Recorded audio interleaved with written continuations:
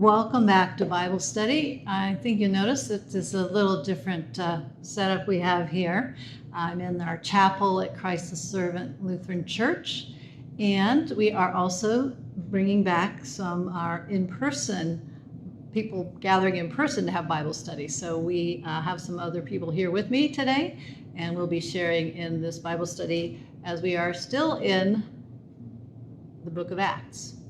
At this time, Paul is a prisoner, and I thought that for today our prayer would be one for those around prisons and prison and correctional and jail.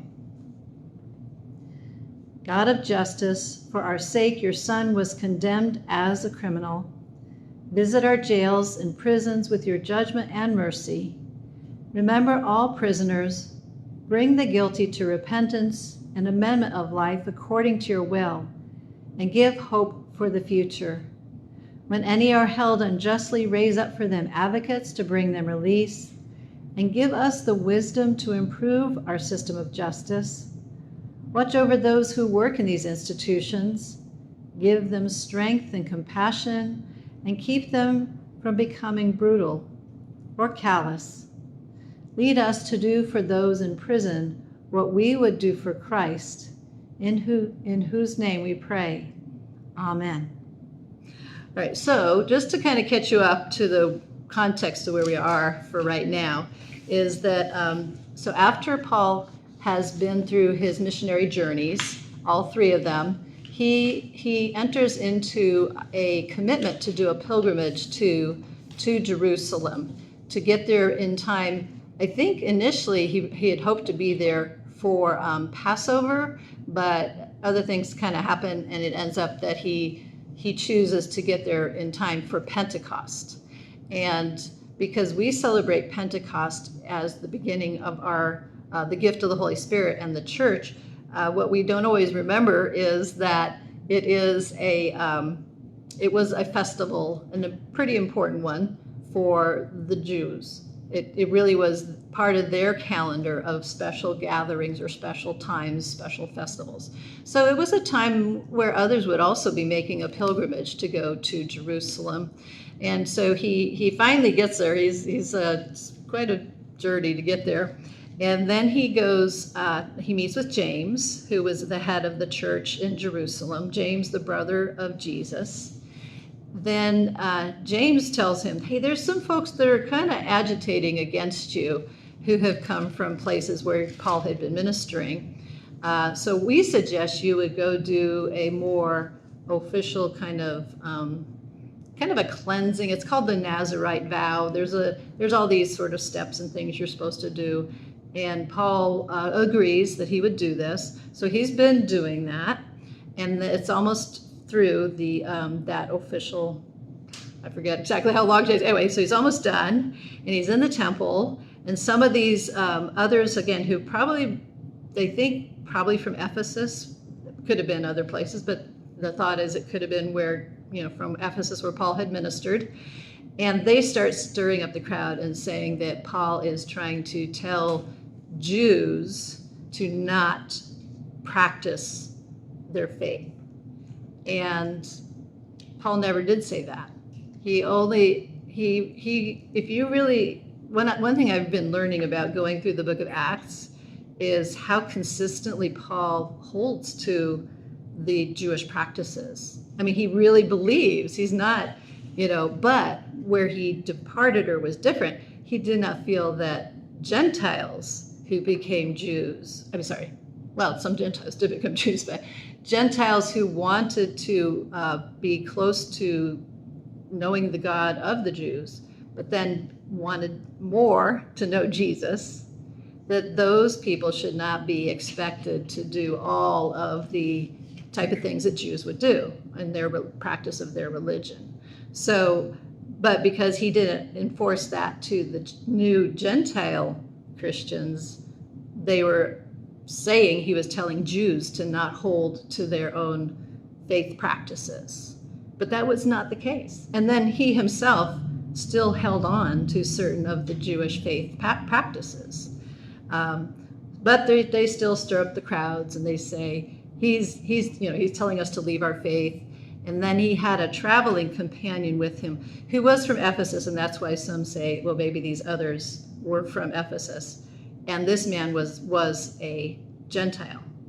And they'd been seen in the city of Jerusalem together, but then they accused Paul of bringing the man into the temple, which would have been a great breaking of their law. There was a space in the outer courtyard of the temple area that was where Gentiles were allowed, but the actual temple, the temple proper, no Gentiles allowed, unless I think they had fully converted to being Jewish, which if you're a man, that meant you had to be circumcised. And not a whole lot of adult men chose to go that far. They came to believe, but they didn't become official Jews. So anyway, he hadn't. This was a false accusation. So the crowds, they want to kill Paul, and then the Roman tribune, I believe that's the category he intervenes. And that's because Rome doesn't care about the religious disputes, but they don't want a riot. They don't want people taking the law into their own hands. It's like, no, we're Rome. We're the law keepers. You don't get to decide. So they pull Paul away. Then Paul talks to them for a while. They listen. Then I'm really giving a big catching up here. Anyway, he talks to them. Then they sort of get mad again. Then the tribune keeps him, and then Paul reveals to the tribune that Paul is a Roman citizen. And that changes the dynamics hugely, because there are very strong laws or expectations on how you can treat a Roman citizen. They were ready to beat a confession out of Paul.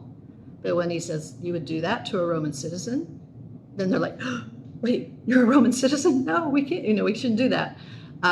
But the tribune takes him in front of the Jewish council, because I think he still feels like, well, I have to know what legal accusation, is there a really true legal accusation here? So Paul tells his way of understanding what's going on, and he finally kind of splits the Sadducees and the Pharisees. And the Sadducees didn't believe in the resurrection, but the Pharisees do believe in the resurrection. So he can kind of align Christianity, because Christianity believes in the resurrection. The Pharisees believe in the resurrection. So he's like, well, look, we're just on the same side, right? Aren't we, kind of? So then where we pick up is kind of after most all that's happened. So this is where I will go ahead and read, starting in Acts chapter 23 and verse 12 through, well, I will start with verse 11, because that is kind of important. 11 is actually a vision of Jesus, and then it goes into starts happening the next day. So we'll say 11 through 15. That night the Lord stood near him and said, keep up your courage, for just as you have testified for me in Jerusalem, so you must bear witness also in Rome. In the morning the Jews joined in a conspiracy and bound themselves by an oath, neither to eat nor drink until they had killed Paul. There were more than 40 who joined in this conspiracy. They went to the chief priests and elders and said, we have strictly bound ourselves by an oath to taste no food until we have killed Paul. Now then, you and the council must notify the tribune to bring him down to you on the pretext that you want to make a more thorough examination of his case. And we are ready to do away with him before he arrives. So there was another time earlier, Paul had a vision from Jesus where Jesus assured him that no harm would come to him. And then this is another time. So Paul is given a reassurance that, he, and very important reminder that he is meant to reach Rome. That's another important element of it. So then these certain Jews, we don't know exactly who they are, but they're very, very zealous, which is kind of ironic because they're so zealous they want to kill Paul. And when Paul started out, and he was a Pharisee himself, he was so zealous, he didn't necessarily say he wanted to kill the Christians, but he sure was adamant. He wanted to capture them. He wanted to get them in jail. You know, he was very much going after Christians. So now there's kind of a turning of the tables, so to speak. Then they do want the official stamp of approval. It says they go to the council. I wonder if it was like a subset. It's hard for me to believe that the entire, what they call the Sanhedrin, which would be a pretty large group of the leaders, I bet it was just a certain core group that they knew would just kind of go along with this plan so that they could, again, try to trick the Roman tribune into bringing Paul, and then they could attack him. All right. Next, though, this is an example of how what Jesus promised is that Paul would end up being all right. So let's do, well, I guess for now I'll keep doing the reading, but so we're doing verse 16 through 22 of chapter 23. Now the son of Paul's sister heard about the ambush, so he went and gained entrance to the barracks and told Paul. Paul called one of the centurions and said to him, "Take this young man to the tribune, for he has something to report to him." So he took him and brought him to the tribune and said, "The prisoner Paul called me and asked me to bring this young man to you. He has something to tell you." The tribune took him by the hand, drew him aside privately, and asked, "What is it that you have to report to me?"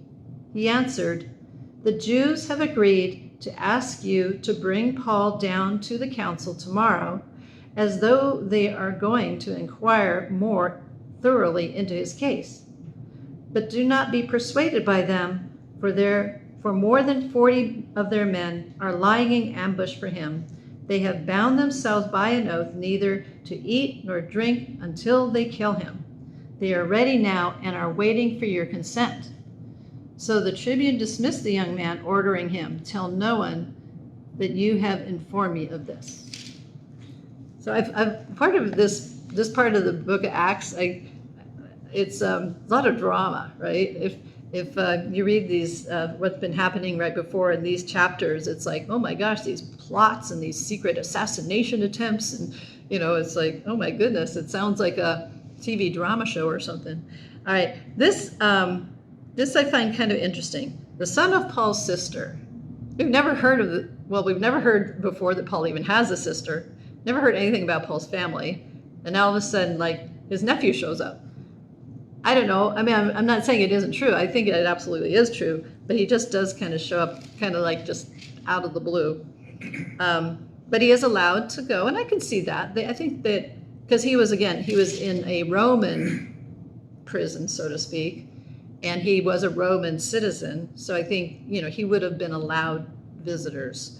And so somehow his nephew has learned about the plot. We don't know. Again, some of this is like, well, we don't know how, but he learns about it. And then, so he shares that to Paul. What happens next is a little unexpected. Paul calls the centurion over, which is like just, one of the soldiers with a little higher rank. And he says, he tells about the plot, right? And he's instructing the soldier. Paul, the prisoner, is instructing the soldier, now here's what you need to do.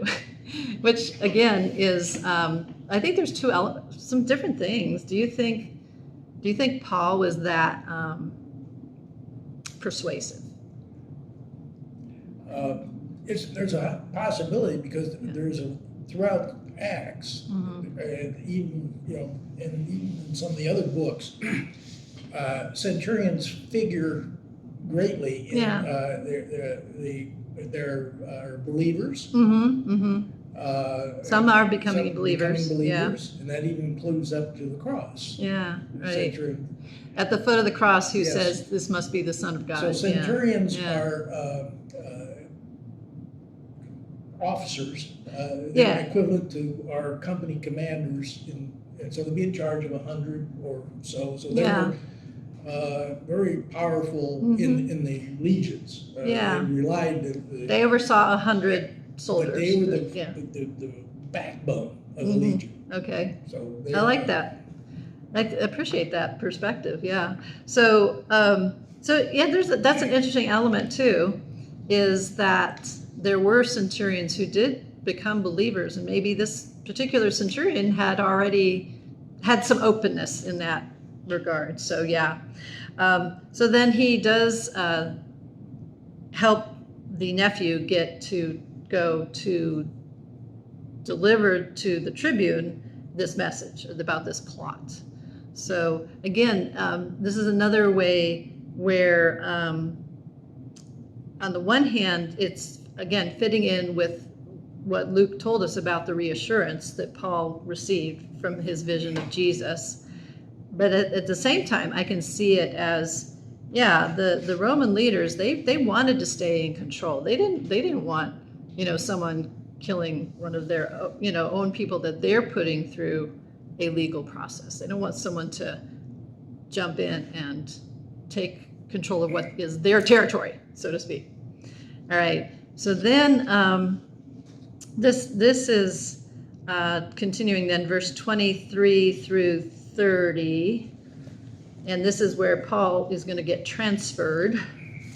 So for verse 23 through 30, then he summoned 2 of the centurions and said, this meaning Felix, the governor, or the tribune, the governor.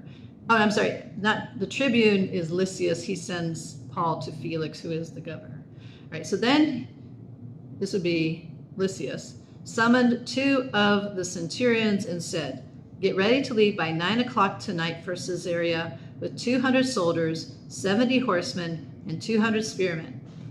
Also provide mounts for Paul to ride, and take him safely to Felix, the governor. He wrote a letter to this effect. Claudius Lysias, to his excellency, the governor Felix, greetings. This man was seized by the Jews and was about to be killed by them. But when I had learned that he was a Roman citizen, I came with the guard and rescued him. Since I wanted to know the charge for which they accused him, I had him brought to their council. I found that he was accused concerning questions of their law, but was charged with nothing deserving death or imprisonment.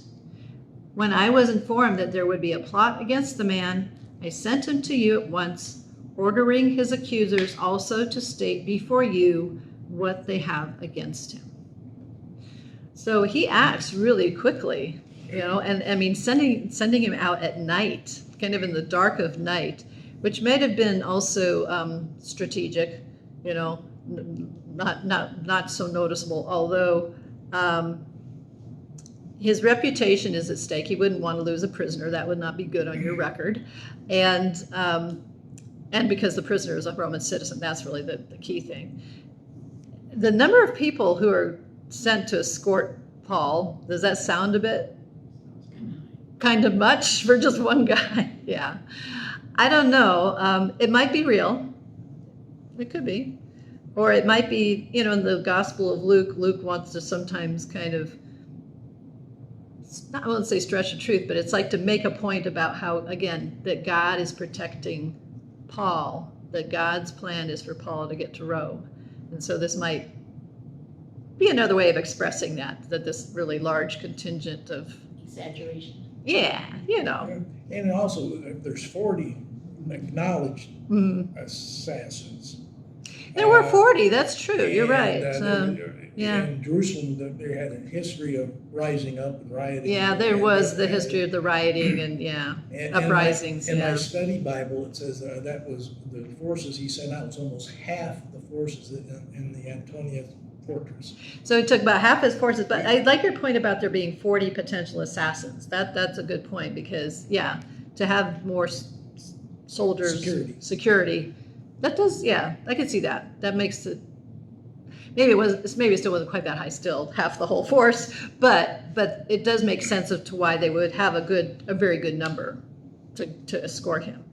And then, again, but I can also see the Tribune Lysias kind of partly having a sigh of relief of like, here, he's not my problem anymore. He's your problem. I mean, that's not what the letter is all very proper and official and complimentary and such, and saying, I know you will, of course, handle this, whatever. Yeah. So basically, Paul is being sent to a higher court. Like things kind of go from one level of a court to then a higher court, So in essence, that's what's happening. He's being sent to a higher court. This Felix, he was kind of a mixed bag, as known as a ruler at the time. He was more interested in it mostly for himself, but anyway, we'll learn some more interesting things about him as we continue in this portion of Acts. So then picking up again in this transferring section is verse 31 through 35. So the soldiers, according to their instructions, took Paul and brought him during the night to Antipatris. The next day they let the horsemen go on with him while they returned to the barracks. When they came to Caesarea and delivered the letter to the governor, they presented Paul also before him. On reading the letter, he asked what province Paul belonged to. And when he learned that he was from Cilicia, he said, I will give you a hearing when your accusers arrive. Then he ordered that he be kept under guard in Herod's headquarters. So King Herod had kept his main place. It was more than just a place of residence. It was where they had guards and prisons and soldiers and that sort of thing. So they transfer him to that, to be kept there. The interesting thing too, though, is when he asked that question about what province is he from.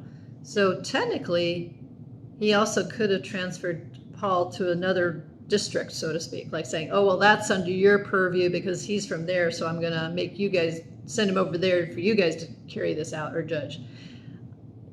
I don't know for sure why he keeps Paul there, but it fits well with what the purpose of Acts is. It fits real well with the ultimate thing about Paul getting to Rome. All right, so then, and the people from Jerusalem, though, this is not to their advantage. They have to travel up to Caesarea now to present their case against Paul. So that's what starts to happen next. And chapter 24 and verse 1 through 9. Okay, so 5 days later, the high priest Ananias came down with some elders and an attorney, a certain Tertullus, and they reported their case against Paul to the governor.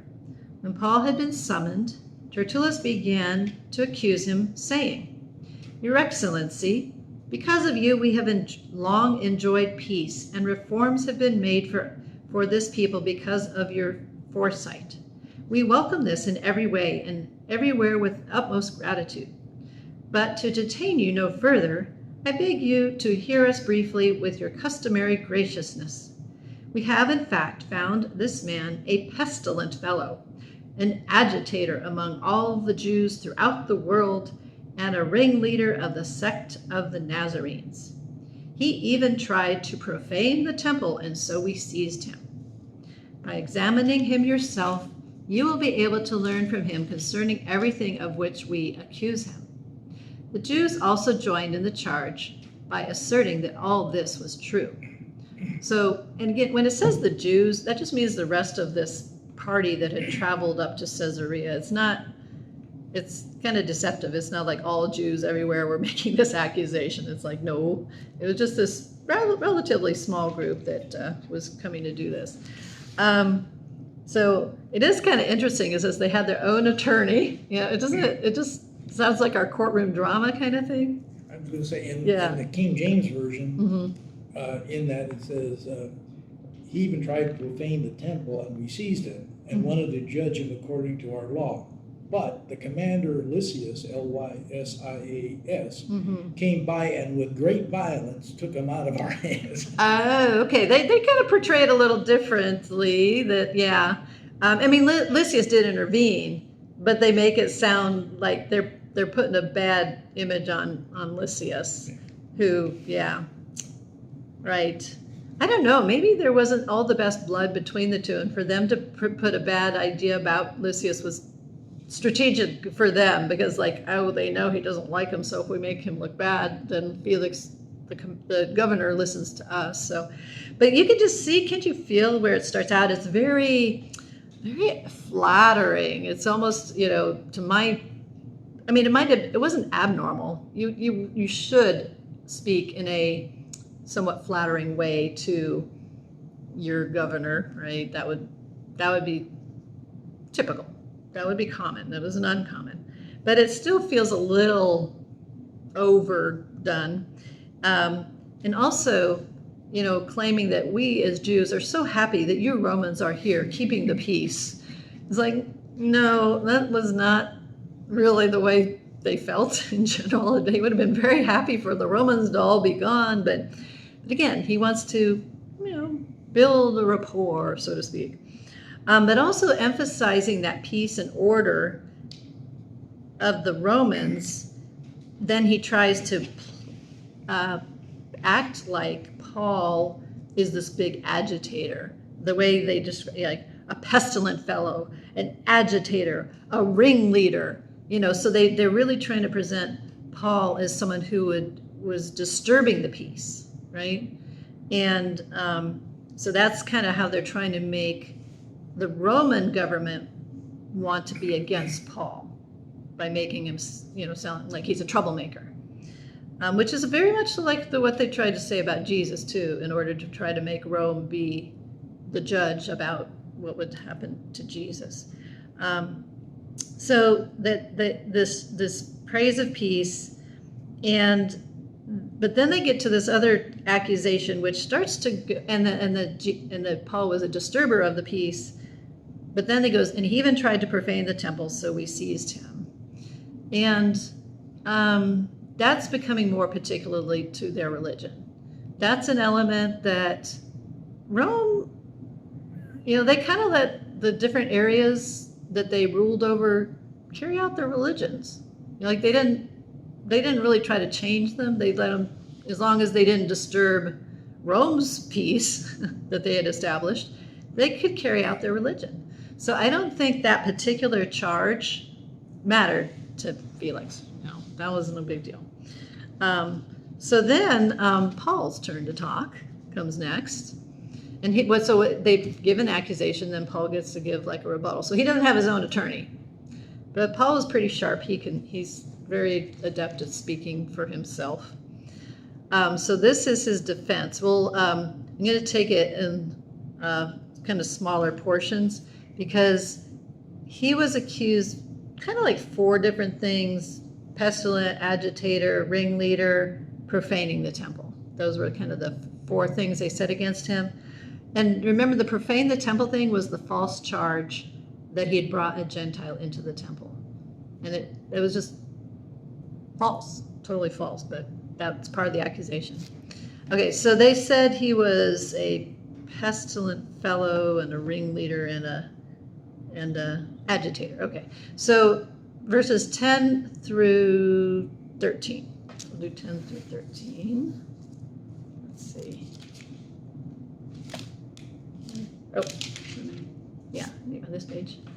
All right, so when the governor motioned for him to speak, Paul replied, "I cheerfully make my defense, knowing that for many years you have been a judge over this nation. As you can find out, it is not more than 12 days since I went up to worship in Jerusalem. They did not find me disputing with anyone in the temple or stirring up a crowd, either in the synagogues or throughout the city. Neither can they prove to you the charge that they now bring against me." So he emphasizes that he had come for purpose of worship. He had come as a pilgrim to join with other pious Jews for Pentecost. He was at the temple, but the Nazaritic vow that he was carrying out would have required him to be at the temple a good number of days, day after day. And so if he's there, and he's only there 12 days, and most of that time he's actually at the temple, how was he supposed to be, by the reasoning is, how was he supposed to be out and about in the city, stirring up crowds, causing trouble, telling people to turn against Rome or anything like that? So he basically can prove that that was pretty much impossible for him to even do. All right. Now, this business about the next part, though, addresses more about this idea that he was the ringleader of the sect of the Nazarenes, which is another way of what the Christians were called, because they followed Jesus of Nazareth. So they sometimes were called the sect of the Nazarenes. All right. So this is about following Jesus. So this is verse 14 through 16. But this I admit to you, that according to the way which they call a sect, I worship the God of our ancestors, believing everything laid down according to the law or written in the prophets. I have a hope in God, a hope that they themselves also accept, that there will be a resurrection of both the righteous and the unrighteous. Therefore, I do my best always to have a clear conscience toward God and all people. So as far as this accusation of being a ringleader, in a sense, he actually does say yes to that accusation, because he says, yes, I am a follower of the way, which was another way of referring to followers of Jesus. But then he relates it to their Jewish heritage, their Jewish foundation. So he's saying, yes, I believe this, but this is within my religion. This is within Judaism. He's saying it's not a far off thing. It's actually closely connected to Judaism. And then also by everything he said, I think it comes through, he would never try to subvert, again, the practice of the Jewish faith. He would try to steer people away from that. Then he gives another reason for coming to Jerusalem, which is a very upstanding and good reason. This is 17 through 20. He says, and again in his defense, now after some years I came to bring alms to my nation and to offer sacrifices. While I do this, they found me in the temple, completing the rite of purification without any crowd or disturbance. But there were some Jews from Asia. They ought to be here before you to make an accusation if they have anything against me. Or let these men here tell what crime they have found when I stood before the council. I'm going to do one more, verse 21. Unless it is this one sentence that I called out while standing before them. It is about the resurrection of the dead that I am on trial before you today. So again, he's showing his good character. So he's tried to show he came as a faithful and observant Jew. He was busy carrying out that faithfulness, so he didn't have time to run around the city and stir up trouble. He admits he is connected to the way, but then he also shows, again, what a good moral kind of person he is. He's bringing alms, he's coming to do sacrifice. And the only issue that he can think of is, well, I was talking about the resurrection, which is true. But he relates it to, again, the Pharisees, who do accept that there would be a resurrection, too. So, but I love that in a way that even as he's giving his defense in a legal setting, his last word is, it is about the resurrection of the dead. He keeps coming back to the importance of the resurrection. So in a sense, he's giving a legal defense, but he's still kind of preaching the gospel. He's not in a very super overt way, but he keeps saying that, the resurrection. All right, so then what does Felix do? The governor, how does he respond? And this is Felix, verse 22 and 23. Felix, who was rather well informed about the way, adjourned the hearing with the comment. when Lysias the tribune comes down, I will decide the case. Then he ordered the centurions to keep him in custody, but to let him have some liberty and not to prevent any of his friends from taking care of his needs. Sometimes it's just a little thing, but to be a prisoner in that day and age, you really depended on outside people to help make sure you had enough to live on. It was like the government, like our government, is obligated to, give proper care to those who are in prison. There is like you're in prison, and whatever else happens is up to people outside, whether provide you food or other needs, stuff like that. So so he was given a little leeway, which was nice. You kind of get the sense that Felix is not against him, but we don't know what he really thinks. But he doesn't just say, "Oh, that's it. Okay, you're guilty. That's it. We're done." He keeps him around. But he knows something about the way, but we're going to know a little more by the next few verses. And so this is 24 through 27. So this kind of gets to the end of this chapter here. All right, so some days later, when Felix came with his wife Drusilla, who was Jewish, he sent for Paul and heard him speaking concerning faith in Christ Jesus.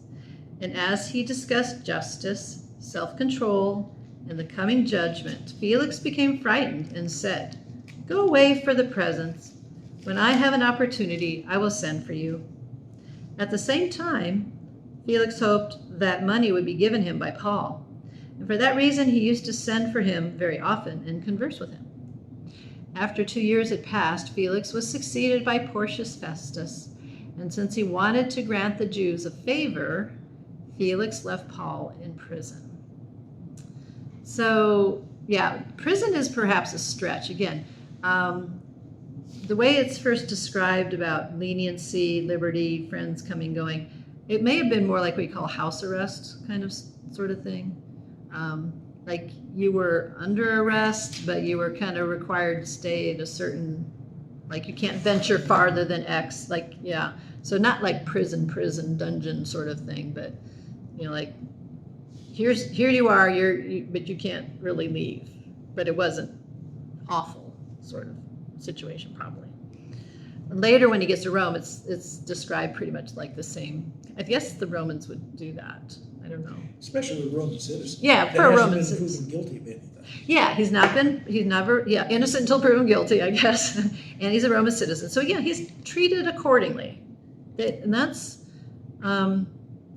they matter to them a lot. They really, yeah.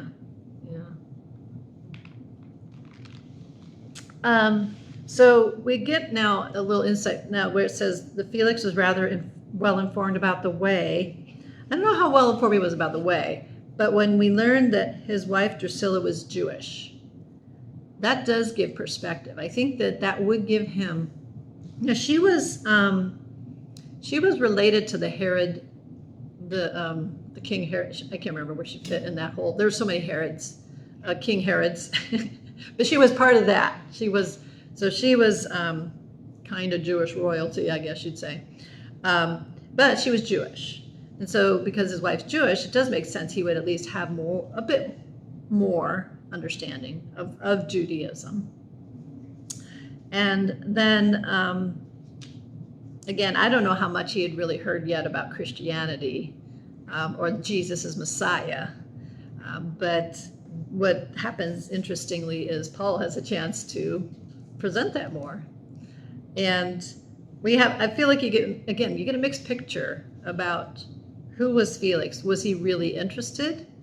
Was he intrigued with what Paul had to say? Because it does say he kept inviting him back. And then his wife it seems to imply that she was part of this too, and she was Jewish. But then when he probably talked about things like a coming judgment, then it was like, okay, now, like, no, you can go back. We'll talk more later or something. I don't know. But then it says he wanted money. So were his motives somewhat good, Or were they mostly, I think if I could talk him into paying me more, like maybe I could release him or something like that. I suppose it would happen.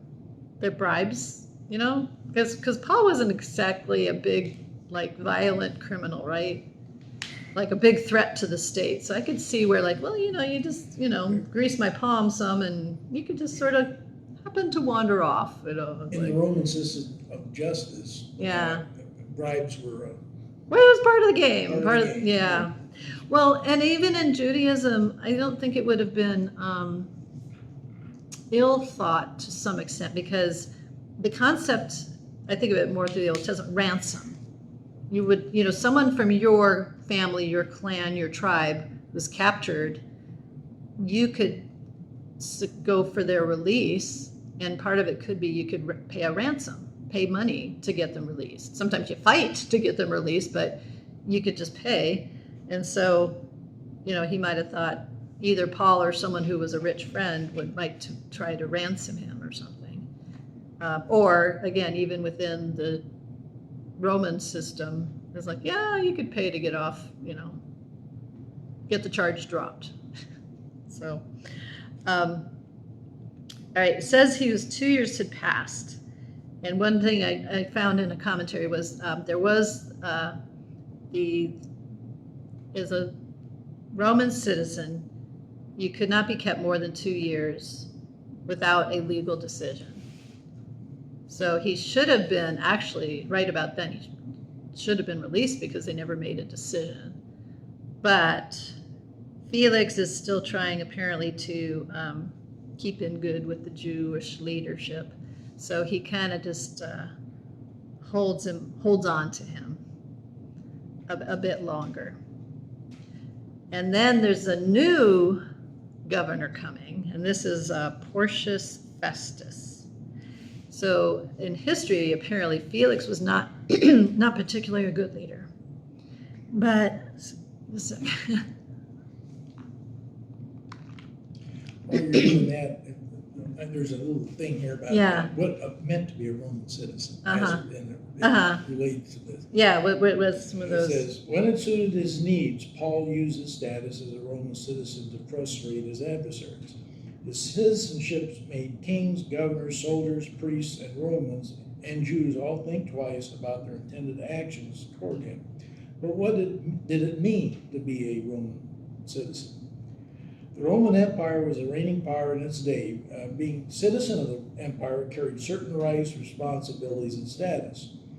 A citizen was liable for Roman property taxes and municipal taxes, but also had the right to vote in Rome. Although during Paul's time, different social classes had different rights. The Roman citizen was guaranteed a fair trial and was protected against certain forms of harsh punishment. A Roman citizen could not be executed without a trial and could not be crucified except by the order of the emperor. A citizen could even appeal to Caesar in order to be tried in Rome, which has an application. A right of the citizenship, which is going to come in the next part, but So, but again, historically, what was interesting was Felix. Not so good. He was maybe more in it for himself. This Porcius Festus who comes along seems to have come across with actually wanting to make some good, reformations. Actually improve things for the area, that region. And so he seemed to be someone who actually had more morals. He was more respected, but in history, apparently, he did not live all that long. He didn't. Sadly, he didn't get to carry out a lot of it. But he's important because, as we'll find out next time, he's the one who ends up literally getting Paul heading to Rome. So, yeah. But isn't it interesting to think how long Paul? 2 years. It's house arrest. But still, it's but knowing Paul, he probably wasted no time talking to everybody he could about Jesus, whoever oversaw him. And he could have visitors still come, so he could still have had other Christians coming. They could have been, I don't know, learning, growing, teaching. And he could have been writing. He could have been writing. Messengers going. Yeah, yeah. He could have been doing some of the writings, some of the letters that we have that, that Paul wrote. Could have been doing that. And then, I hope I am remembering correctly, but Romans, the letter to the Romans, the church in Rome, is kind of unusual in that most of the letters Paul wrote were to places he'd been and were places where he had helped plant churches. Rome was different. He did not plant a church in Rome. There was already a church in Rome, but he hoped to be there. He hoped to get there at some point, but he was not the one who started that community, that Christian community. So, all right, well, so he's still a prisoner. That's where he's at. But there's going to be some big changes coming. He still kind of gets more, I guess what you call kind of a court, so to speak, still before he finally really gets sent to Rome. So he went through a very long trial. I mean, our legal system, things can drag on, but this was pretty lengthy of what he had to go through. And as much as Paul had been one who had gone and reached people, I think it could have been frustrating too. I mean, I know he would take every opportunity to talk to people, whatever setting he was, and to worship Jesus and teach about Jesus. But as one who had been used to going out and reaching more communities and more people, I think it must have been quite the adjustment. But I think he understands this is part of God's plan. And so seems very accepting of it. He does not come across at all as antsy. All right. Well, if we could conclude today with our Lord's Prayer. Our Father, who art in heaven, hallowed be thy name. Thy kingdom come, thy will be done, on earth as it is in heaven. Give us this day our daily bread, and forgive us our trespasses, as we forgive those who trespass against us.